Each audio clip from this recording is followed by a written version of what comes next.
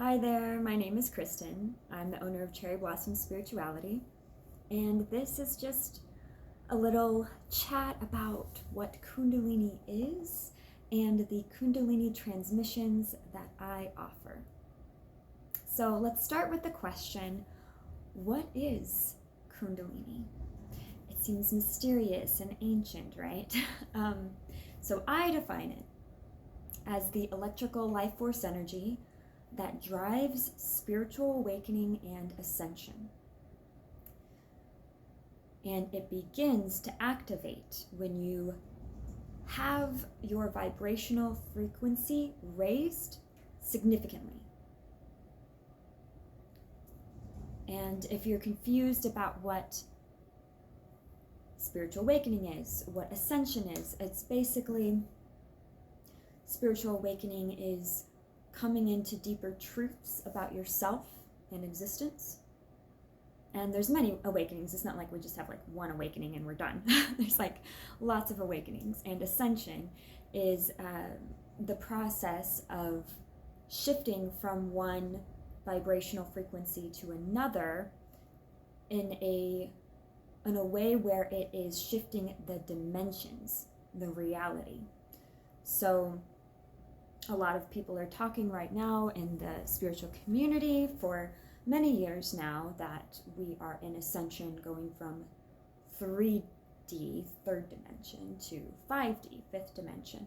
And so what's really happening is we're taking in these higher frequencies and we're able to ground them and anchor them into the 3D.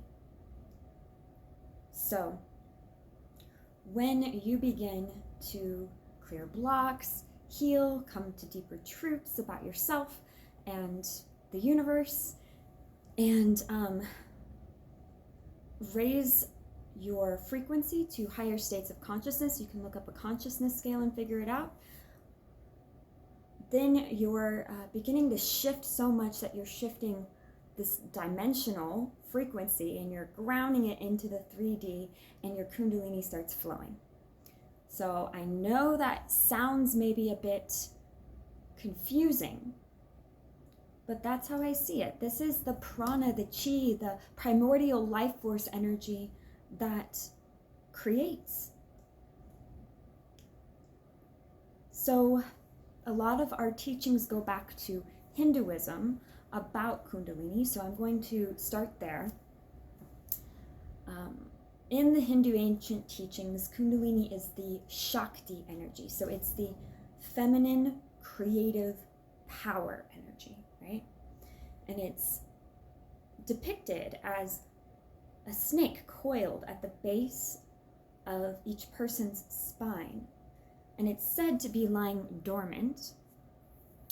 And it will then awaken and activate and raise and go up the spine, undulate, right? And it goes through the chakras, the energy centers, the nadis, the energy pathways. And in Sanskrit, kundala means coiled, which is the root of the word Kundalini. That's pretty cool, right? So once it's climbed and cleared the granthi knots or the energy blocks and dissolved tension, which prevents its flow, right? So it's trying to flow up, and then there's tension here. And it's dissolving this tension, clearing the blocks, and made its way to where it's fully flowing up and down. It is said to bring enlightenment. So the traditional esoteric teachings that we have about Kundalini are willful-based, disciplined, breathing, posture, and mantra practices of Kundalini yoga. That's not the only way. There's also the giving of Shaktipat. But a lot of these people that have taught about Kundalini in the past have said the only way to do it is through willful practice. I don't believe that is true. It's one of the ways. And if that resonates with you, awesome. You know? So these kriyas are meant to prepare the body, nervous system, and mind for Kundalini to rise. The roots go back to at least 2,000 years. Many of the Upanishads are the source for different types of Kundalini yoga. These focused practices allow you to awaken your own Kundalini. Consistent focused meditation has also been known to awaken Kundalini in many people. So it's like over many years, just consistent daily meditative practice, right? So this energy can also be spontaneously awakened. You can read a lot of stories online of people that have had that, and some say it's like dangerous and scary and they're not able to ground, and it can be shocking if you're not spiritual. All of a sudden this happens and your whole life is completely different. That's on their life path for a reason. Trauma, physical injury, intense spiritual experiences, or a number of events can manifest this boom, quick surge of Kundalini energy. And that's in that person's soul blueprint, their agreement with their higher self, that they can handle that, or it wouldn't have happened that way. So it brings them on a spiritual journey rather quickly when that happens, which is very different than the consistent years of much meditation to awaken the Kundalini and activate it and have it move. So there's different ways that it can happen here. Kundalini energy, as well as the chakras, the nadis, the granthi knots, these are not dense material things. They're non-tangible, invisible to the naked eye for most people, for normal people, but they are very real. This is all real stuff. When you become energy sensitive, you can like really feel it, where you can't deny it. So the more one goes through spiritual awakenings, the more sensitive one becomes to all, right? To all energy, and this is one of those energies.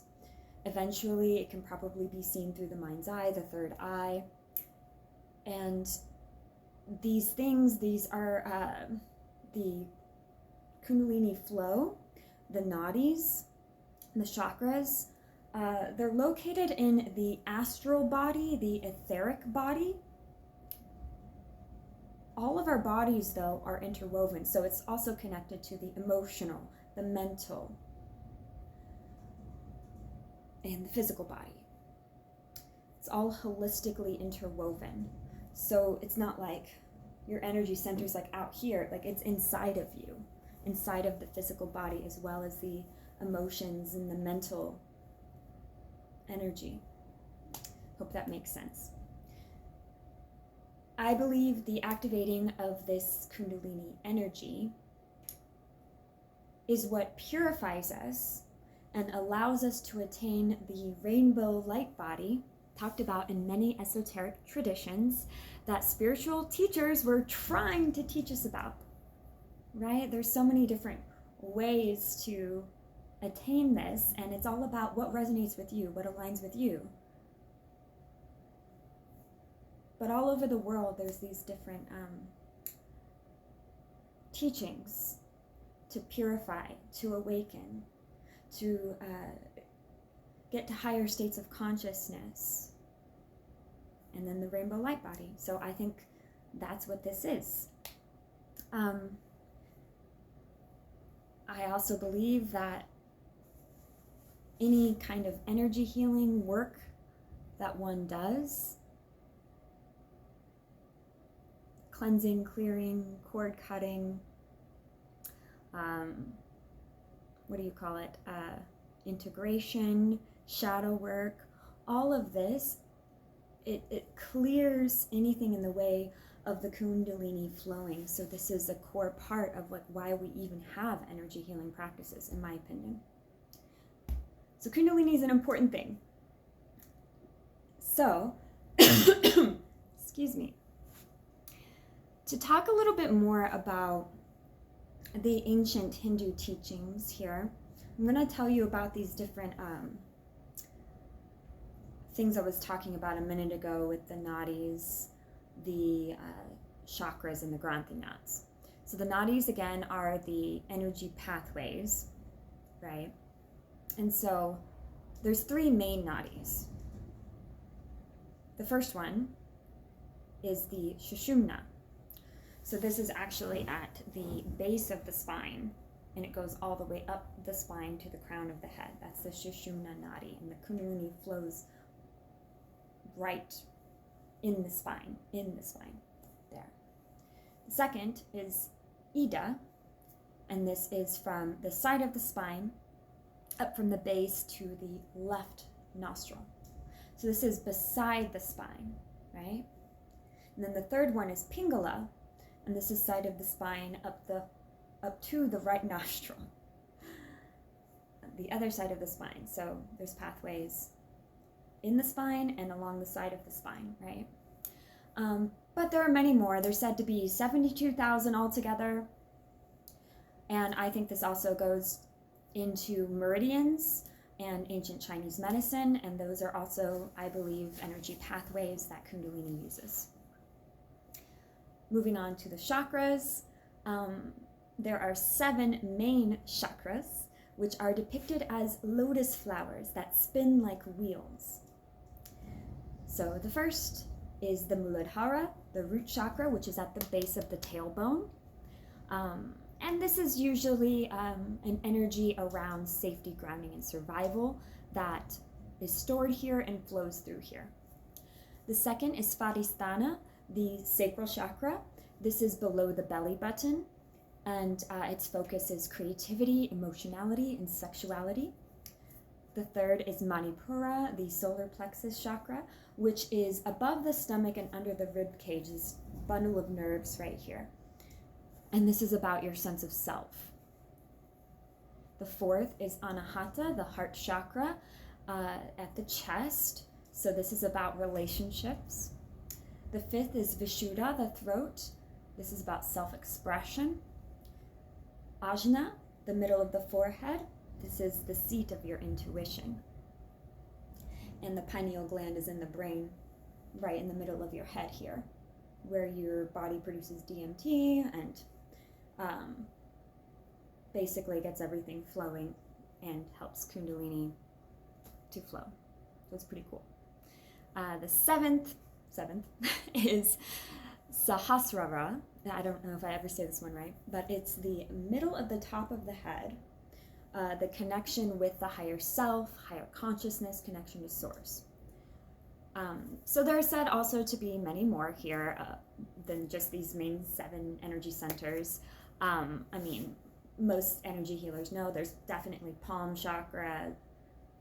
In the center of the palm, there's chakras. There's in the center of the feet chakras. There's the earth star underneath us. There's ones way above our head as well. So there's many more. Some claim there are 114 total, and others say there's up to 88,000. All right, moving on to the Granthi knots. So Granthi knots are knots, little bundles of tension or blocks of energy blocks, whatever you want to call it. There are 3 main Granthi knots. First is the Brahma Granthi. This is at the root chakra. This is about survival.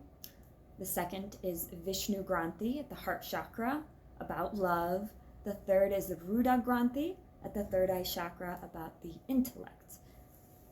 And of course, there are so many more. Because tension is stored all throughout the body. So please don't think it has to be along the spine or it has to be aligned with a specific chakra. That's not true. We can have energy blocks or just like bits of tension all throughout us and throughout our aura too, you know? So our energy field as well as within the body. Anyway, those are the 3 main traditional ones I wanted to tell you all about. So as you take all this in, I hope you understand that the majority of work people do on their spiritual awakening journey, even if they're not aware of it, it's about having their Kundalini flow. It is the spiritual awakening energy. So I hope you see the importance of it. That's what I'm trying to say. But you don't have to work with it consciously. That's fine. You don't have to. I just like to ask why and know things. So for me, I'm like, oh, I want to know what is this energy, what's it about, all of that. So if that's not your thing, that's okay. You don't have to go through life focusing on your Kundalini as you're on a spiritual awakening journey. You don't have to. This is for those that are curious about it, though. That's why I'm making this video. So there are multiple ways to work with this energy. And as the planet is in a rapid ascension process currently, with a lot being cleansed out and a lot of grounding and anchoring in higher vibrational frequencies, the masculine energetic ways of old are not the only pathway anymore. There's new ways that are not rooted in these old traditions. Of course, they're branched off from them, though, so there's still a relation here. But I love Kundalini Yoga, I do. And sometimes the self-discipline can be very healthy if you need that. So any kind of the discipline practices, if you want to do them, do them. But when I first experienced a surrender-based Kundalini practice, because I was so curious and I could literally feel the Kundalini in my body like pulling me to it. It was like a magnet. It was kind of weird. I was like, I just really want to do this. I don't know why. I just absolutely loved it. I was like, whoa, blew my mind. It resonated with me very strongly. And I felt this deep calling to keep moving with it and keep understanding it. And, then I eventually got certified and now I'm offering this. The work of Venant Wong's Kundalini activation process, Maria Palomino's Kundalini activation, Alexandra Michelle's Kundalini activation practice, and my Kundalini Transmissions, among others, are showing humanity that there is a new way.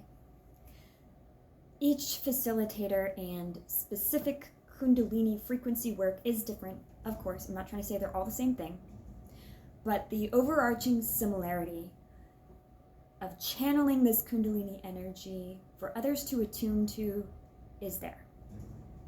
There's an umbrella of that being the similarity. It's a new way to work with this energy intentionally. The Kundalini transmissions that I offer are for those interested in a different way to awaken and activate this energy, a feminine energetic practice of surrendering and receiving. It can greatly support and benefit one's spiritual awakening path, providing a way to inwardly journey, release and integrate, as well as align to a higher vibrational frequency as density is being dissolved. Also, it's good to note that Kundalini is a grounding type of energy, as each body of each living thing is flowing with it. When I channel Kundalini energy, it connects with the receiver's Kundalini and with the Kundalini of this planet and the cosmos. So it's different than other energy channelings in that it's not channeling from a certain higher dimension or utilizing specific words or symbols to have the receiver attune to it, but utilizing the energy within the receiver and guiding it. It's all healing though. So that's the umbrella here. This is energy healing similar to Shaktipat, Tantra, Reiki, Pranic, and other types of energy healing. But it's important to note that they all do have their own differences. And whatever you're called to is whatever is best for you.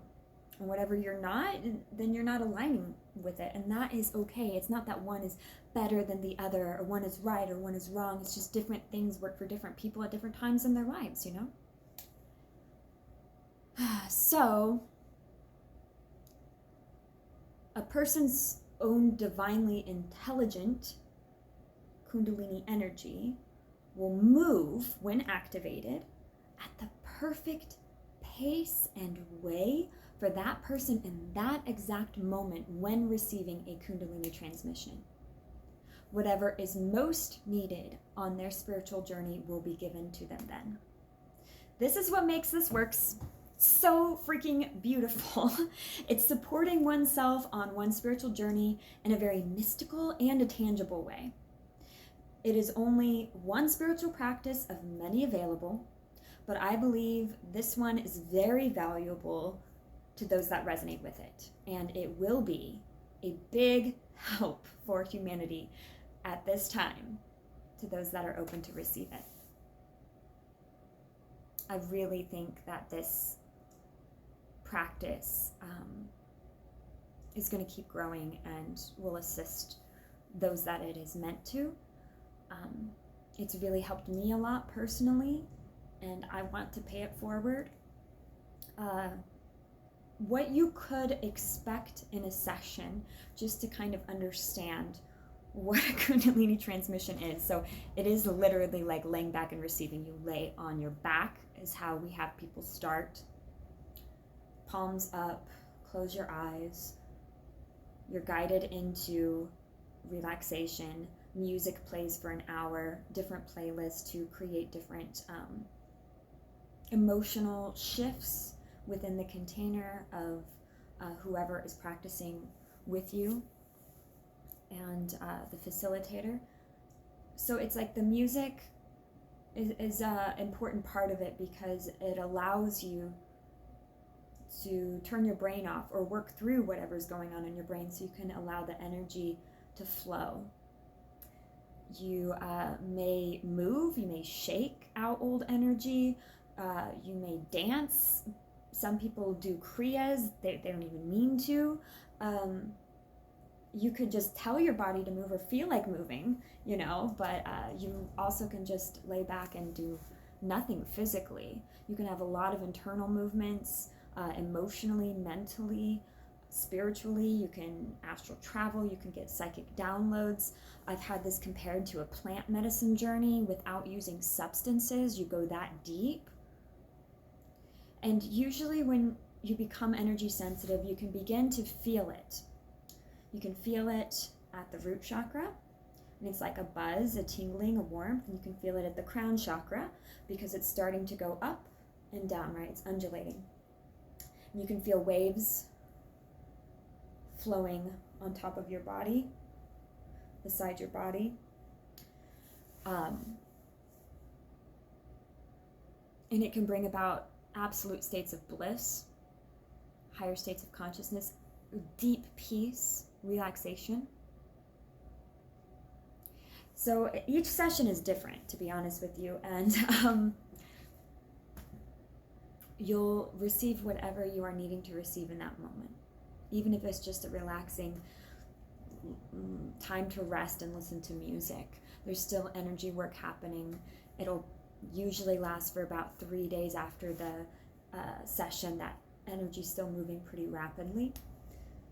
And you can have great spiritual aha moments and whatnot after the session for a few days.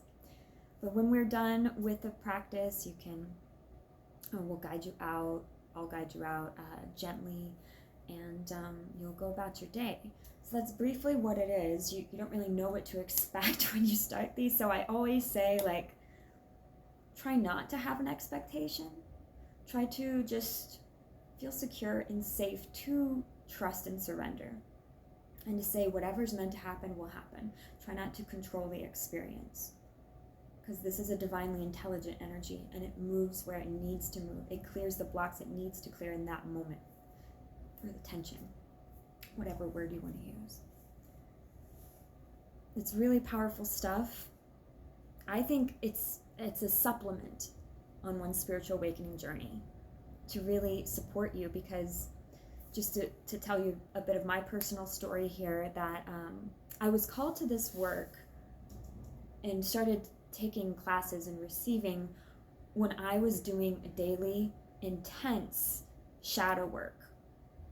Every day I was doing Teal Swan's completion process and the emotion code and doing my own shamanic journeying. Like every day, and it was emotionally exhausting and taxing, and I was just clearing so much stuff day in and day out for years. It was exhausting, and this helped me to kind of move fast through some of those parts where I felt stuck, like I kept healing layer and layer over the same trigger, that kind of thing. This helped me to understand and gain clarity so much more quickly, to have energy to kind of just like take on all of the shadow work I needed to do. It gave me like gasoline, fuel.